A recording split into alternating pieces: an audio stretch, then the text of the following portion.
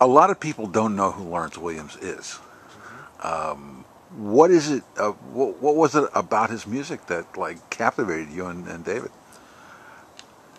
It's very optimistic. It's really expressive. It's about uh,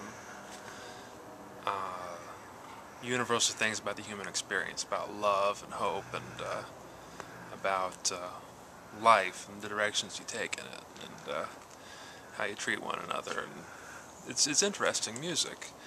Uh-huh. Maybe I'm conflating the lyrics with the music to some extent because he wrote lyrics to many songs that Nancy King has sung and that nobody has sung. That he just wrote the lyrics when he wrote the tune. But if you think about a song like "Love and Respect for Mankind" or "Straight into Your Heart" or "Love is What Makes Us All Feel One" that Nancy has sung, you know, it's very spiritual music. It's very you know, it's about overarching human concepts. It's not about mundane things or cleverness, really. You know, it's very caring, emotional music. Did you ever get to meet him? I met him several times. Yeah.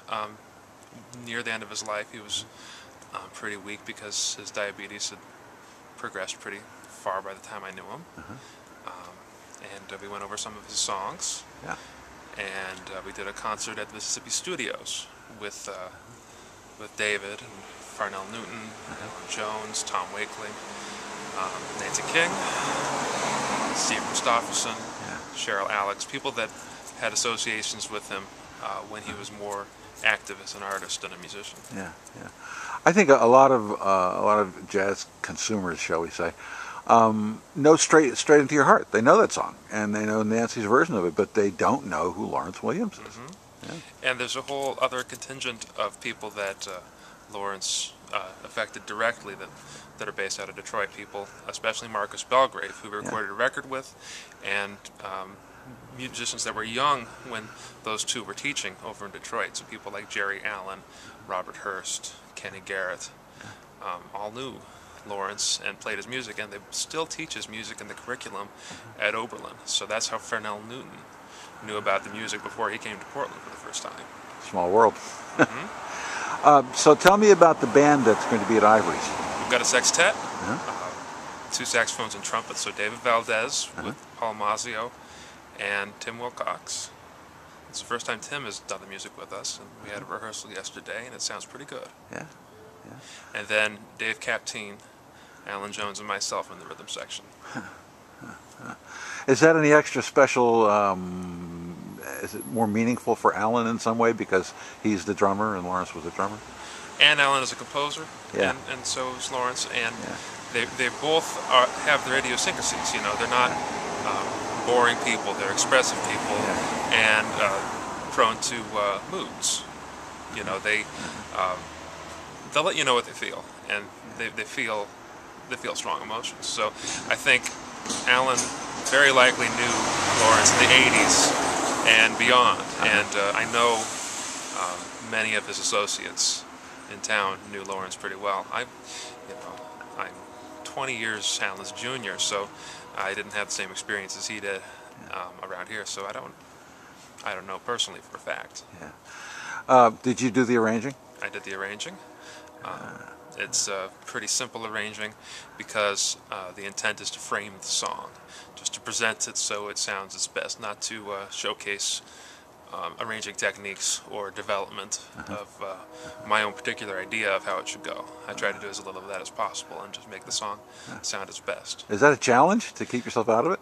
It's somewhat of a challenge, but it's the same as playing it on the piano, right? You can play a song so you hear the melody and so it sounds beautiful, or you can play the song so that the melody is secondary and what you're doing hangs around the melody, and that's a choice you make, and I'm pretty comfortable slipping in and out of that way of thinking.